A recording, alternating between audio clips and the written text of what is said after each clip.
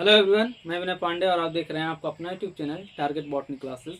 कैसे हैं आप लोग? आई होप आप सब ठीक ही होंगे और मज़े में होंगे और मज़े से पढ़ाई कर रहे होंगे।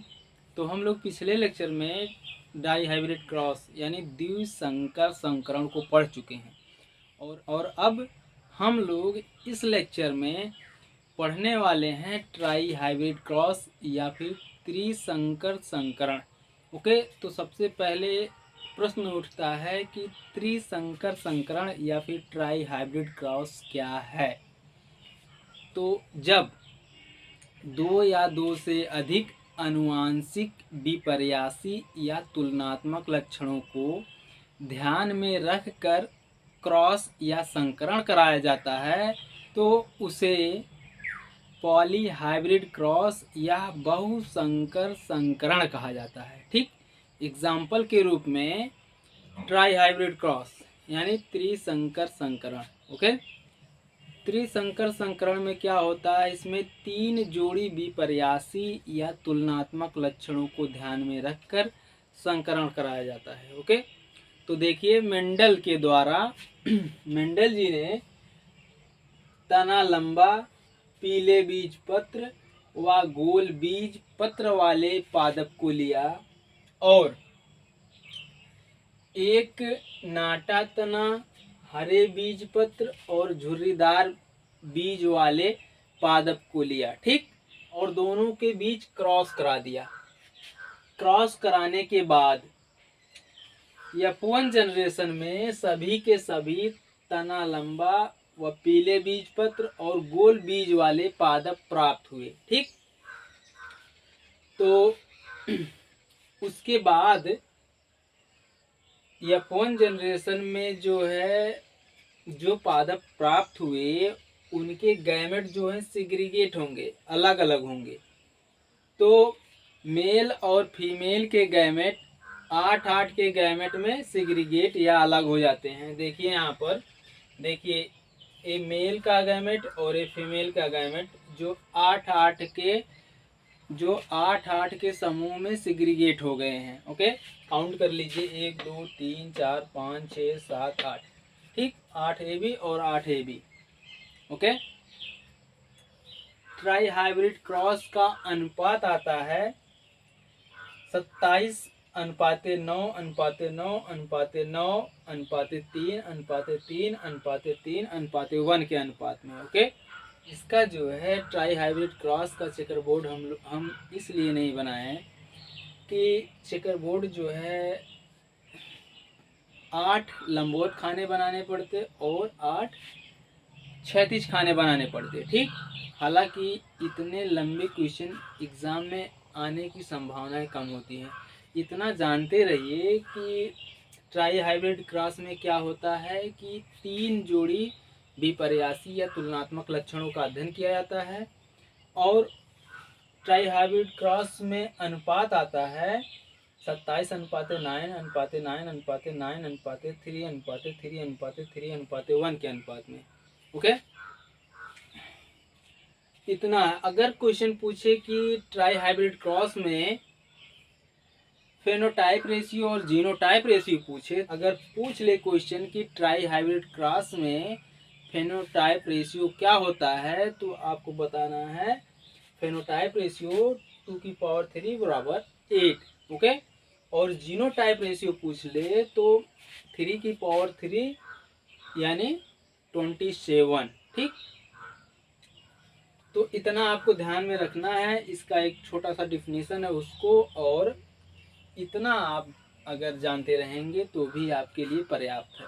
ओके, तो देखिए यहाँ पर ये जो, और इसमें तो कुछ बताने की ज़रूरत नहीं है। ये कैपिटल डी और स्मॉल डी और कैपिटल डब्ल्यू और स्मॉल डब्ल्यू और कैपिटल जी और स्मॉल जी, ये तो आपको बताने की ज़रूरत नहीं है क्योंकि हम आपको पिछले लेक्चर में बता चुके हैं। कैपिटल का मतलब होता है डोमिनेंस। ठीक, डोमिनेंस जीन। हालांकि आप यहाँ इसके स्थान पर कैपिटल डी के स्थान पर आप कैपिटल टी का प्रयोग कर सकते हैं और कैपिटल डब्ल्यू के स्थान पर कैपिटल वाई का प्रयोग कर सकते हैं और कैपिटल जी के स्थान पर आप कैपिटल आर का प्रयोग कर सकते हैं। हम कैपिटल डी और डब्ल्यू और जी का प्रयोग किए हैं। ठीक, इसमें कोई दिक्कत नहीं है। आप कैपिटल टी, कैपिटल वाई और कैपिटल आर का भी प्रयोग कर सकते हैं। तो ये तो आप लोग जानते ही होंगे कि कैपिटल डी का मतलब होता है डोमिनेंसी। एक बार फिर से देख लीजिए। देखिए, लंबे तने वाले के लिए कैपिटल डी और पीले बीज पत्र के लिए कैपिटल डब्ल्यू और गोल बीज के लिए कैपिटल जी। ओके, उसी प्रकार इसमें है नाटे तने के लिए स्मॉल डी और हरे बीज पत्र के लिए स्मॉल डब्ल्यू और झुर्रीदार बीज पत्र के लिए झुर्रीदार बीज के लिए स्मॉल जी का प्रयोग हुआ है। ओके, उसके बाद इसमें से गैमेट जो है सिग्रीगेट होंगे। किसमें से? ये जो है लंबा तना और पीले बीज पत्र और गोल बीज वाले पादप जो हैं, इनसे गैमेट सेग्रीगेट होंगे, तो अलग होंगे। मतलब तो यहाँ से एक डी आएगा, कैपिटल डी है ना, तो यहाँ से एक जीन या एक गैमेट आएगा। और कैपिटल डब्ल्यू है, तो यहाँ से भी एक गैमेट आएगा, तो कैपिटल डब्ल्यू, और यहाँ से एक गैमेट आएगा, कैपिटल जी। ठीक, उसी प्रकार इसमें भी है, स्मॉल डी से एक गैमेट आएगा।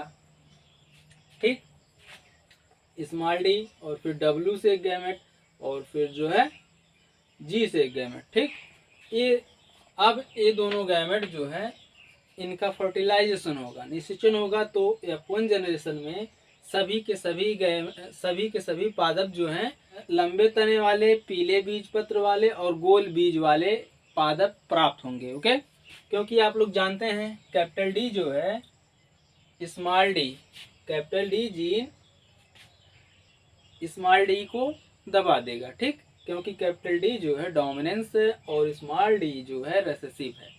उसी प्रकार कैपिटल डब्ल्यू और स्मॉल डब्ल्यू में भी वही कंडीशन होगा, और कैपिटल जी और स्मॉल जी में भी वही कंडीशन होगा।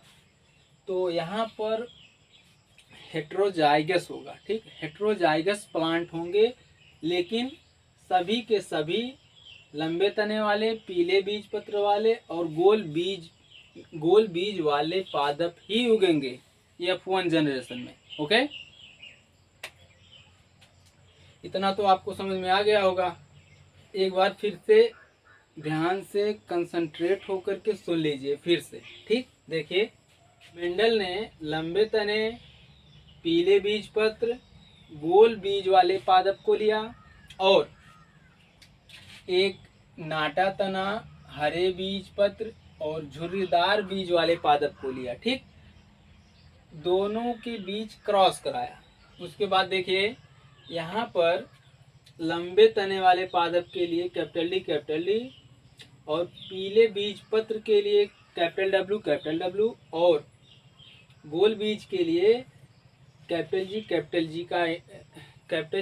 जी से इंडिकेट किया गया है। ओके, वैसे यहाँ पर भी है, नाटे तने के लिए स्मॉल डी और हरे बीज पत्र के लिए स्मॉल डब्ल्यू और झुर्रीदार बीज के लिए स्मॉल जी का प्रयोग किया गया है। ठीक, अब क्या होगा, यहाँ से गैमेट सिग्रीगेट होंगे, तो कैपिटल डी से एक कैपिटल डी सिग्रीगेट होगा। ठीक, कैपिटल डी से कैपिटल डी और कैपिटल डब्ल्यू से कैपिटल डब्ल्यू और कैपिटल जी से कैपिटल जी। ठीक, दोनों के दोनों कैपिटल डी नहीं आएंगे यहाँ पर गैमेट में, एक ही गैमेट आएगा। ओके, वैसे यहाँ पर है स्मॉल डी, स्मॉल डब्ल्यू और स्मॉल जी। ठीक, दोनों के बीच क्रॉस कराया। दोनों के बीच क्रॉस कराने के बाद उन्होंने देखा कि F1 जनरेशन में सभी के सभी लंबे तने, पीले बीज पत्र और गोल बीज वाले पादप ही प्राप्त हुए। ओके, तो आप देख सकते हैं कि F1 जनरेशन में सभी के सभी लंबे, पीले बीज पत्र और गोल बीज वाले पादप प्राप्त हुए। ओके, आप लोग जानते हैं कि कैपिटल डी जो होता है वह डोमिनेंस होता है और स्मॉल डी जो होता है रेसेसिव होता है, ठीक। तो कैपिटल डी जो है स्मॉल डी को दबा देता है। इसी कारण जो है F1 जनरेशन में सभी के सभी पादप लंबे तने वाले और पीले बीज पत्र और गोल बीज वाले पादप प्राप्त हुए। ओके, उसके बाद मेंडल ने F1 जनरेशन में जो पादप प्राप्त हुए उनके बीच सेल्फिंग करा दिया। सेल्फिंग कराने के बाद उनका जीनोटाइप और फेनोटाइप रेशियो जो है, फेनोटाइप रेशियो 2⁻³ बराबर 8, फेनोटाइप रेशियो जो है 8 प्राप्त हुआ और जीनोटाइप रेशियो जो है 27 प्राप्त हुआ। ओके, अगर आपसे कोई पूछे कि ट्राई हाइब्रिड क्रॉस या त्रिसंकर संकरण में त्रिसंकर संकरण का अनुपात क्या है, तो आपको बताना है 27:9:9:9:3:3:1 के अनुपात में, ठीक। अगर कोई पूछे कि ट्राई हाइब्रिड क्रॉस में F2 जनरेशन में फेनोटाइप रेशियो क्या है, तो आपको बताना है फेनोटाइप रेशियो 8, 2⁻³ बराबर 8, ठीक। 8 जो है फेनोटाइप है और जीनोटाइप रेशियो पूछे F2 जनरेशन का तो आपको बताना है 27, 3⁻3। ओके, इतना तो समझ में आ गया होगा। और इससे स्वतंत्रता अपव्यवन और पृथक्करण के नियम की पुष्टि हुई। ओके, उसके बाद फिर अगली हेडिंग आती है इम्पोर्टेंस ऑफ मेंडलिज्म, मेंडलवाद के महत्व, ठीक। तो मेंडलवाद के भी कुछ महत्व हैं, आइए उसको जानते हैं। तो नंबर 1 है संकरण के माध्यम से आने वाले संतान के गुणों का ज्ञान हो जाता है। ओके, और हम जो है रेसेसिव और डोमिनेंस में भेद कर पाते हैं और संकरण या क्रॉस के माध्यम से हम शुद्ध और अशुद्ध पादपों में अंतर पता कर सकते हैं और संकरण के माध्यम से हम अच्छे किस्म के फसल तैयार कर सकते हैं और क्रॉस के ही माध्यम से हम रेजिस्टेंस वैरायटीज यानी प्रतिरोधी पादप तैयार कर सकते हैं, जैसे धान, गेहूं, मक्का आदि के। ओके, रेजिस्टेंस वैरायटी का मतलब क्या होता है कि रेजिस्टेंस वैरायटी का ऐसे पादप होते हैं जो बीमारियों से खुद ब खुद लड़ सकते हैं, ठीक। ऐसे पादप होते हैं जिनको बीमारी नहीं लग सकती। अगर बीमारी हो भी रही है तो वह खुद उस बीमारी से सामना करेंगे और खुद ब खुद ठीक हो जाएंगे। ओके, और कुछ उन्नत किस्में बनाकर उनके उत्पादन में वृद्धि किया जा सकता है और क्रॉस या संकरण का प्रयोग आनुवंशिक रोगों की खोज और उपचार में भी किया जाता है। ओके, उसके बाद फिर अगली हेडिंग आती है मेंडलीय अनुपात या फिर नियमों का विचलन या फिर नौ मेंडलीय अनुवांशिकी। हालांकि हेडिंग नहीं दिखाई दे रही होगी आपको, लेकिन हम बोल रहे हैं ना, लिख लीजिए, ठीक। देखिए अगली हेडिंग है मेंडलीय अनुपात या फिर नियमों के विचलन या फिर नौ मेंडलीय अनुवांशिकी। ओके, ये हेडिंग है। क्वेश्चन किसी भी नाम से पूछ सकता है, मेंडलीय अनुपात क्या है या फिर नियमों का विचलन या फिर नौ मेंडलीय अनुवांशिकी क्या है, किसी भी नाम से पूछ सकता है। ओके, देखिए उद्यान मटर के गुणसूत्र समूहों अर्थात कैरियोटाइप में 7 जोड़ी क्रोमोसोम होते हैं। ओके, यहाँ से देखिए एक क्वेश्चन बनता है कि कैरियोटाइप क्या होता है, व्हाट इज कैरियोटाइप। तो गुणसूत्रों के समूह को कैरियोटाइप कहते हैं। ओके, तो देखिए यहाँ पर, और कैरियोटाइप में 7 जोड़ी क्रोमोसोम बनते हैं। ओके, तो देखिए यहाँ पर उद्यान मटर के गुणसूत्र समूह अर्थात कैरियोटाइप में 7 जोड़ी क्रोमोसोम होते हैं। उसके बाद रोनाल्ड ए फिशर ने सन 1936 में पता लगाया कि मेंडल ने मटर के जिन 7 जोड़ी लक्षणों का चयन अपने प्रयोग के लिए किया था उनके जीन विभिन्न क्रोमोसोम पर स्थित हैं। ओके, तो देखिए सारणी में देखिए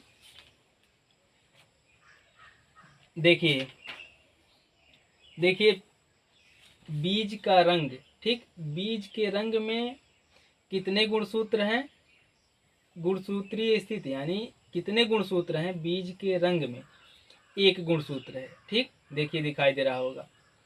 और उसके बाद बीज के आकार में देखिए, बीज के आकार में 7 गुणसूत्र हैं, ठीक, बीज के आकार वाले लक्षण में 7 गुणसूत्र हैं। जीन वाले गुणसूत्रों की संख्या कितनी है, 7 है। ओके, उसके बाद फिर देखिए पुष्प के रंग में जीन वाले गुणसूत्रों की संख्या कितनी है, 1 है। ओके, फिर उसके बाद देखिए पुष्प की स्थिति, देखिए पुष्प की स्थिति में जीन्स वाले गुणसूत्रों का संख्या कितनी है, 4 है। उसके बाद फिर फली के रंग का देखिए, फली के रंग वाले लक्षण में गुणसूत्रों की संख्या कितनी है, 5 है। ओके, उसके बाद फिर आगे देखिए फली का आकार, फली के आकार में गुणसूत्रीय स्थिति कितनी है, 4 है, ठीक, यानी जीन वाले गुणसूत्रों की संख्या कितनी है, 4 है। उसके बाद फिर आखिरी देखिए पादप की लंबाई, ठीक, इसमें जीन वाले गुणसूत्रों की संख्या कितनी है, 4 है। ओके, इसमें देखिए इन लक्षणों के जीन विभिन्न क्रोमोसोम पर स्थित होने के कारण मेंडल के सभी 7 लक्षणों की वंशागति में पृथक्करण तथा स्वतंत्रता अपव्यूहन को पाया गया। ओके, उसके बाद फिर अगली हेडिंग आती है जीन इंटरएक्शन। ओके, तो आज के लिए बस इतना ही, मिलते हैं नेक्स्ट वीडियो में, तब तक के लिए जय हिंद, टेक केयर, गुड बाय।